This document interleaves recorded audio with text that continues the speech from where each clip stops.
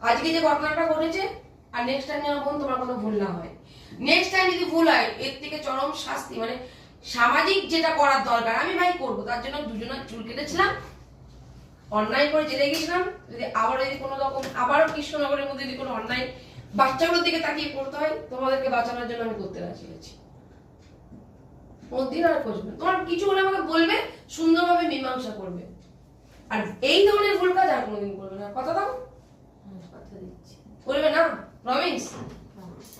ঠিক আছে, ও প্রমিস করলো ও আর এই ধরনের কাজ করবে না, মানে পরকীয়া যেটাকে বলে আর কি। ও আমার কথা শুনবে, কোনো অসুবিধা হলে আমাকে ফোন করবে, আছি। এই নয় যে তুমি আবার ঢুকিয়েছি সন্তান নিয়ে চলে যাবে, বাবাকে আবার একা করে দেবে। একজনকে একা করে কেউ সুখী হয় না।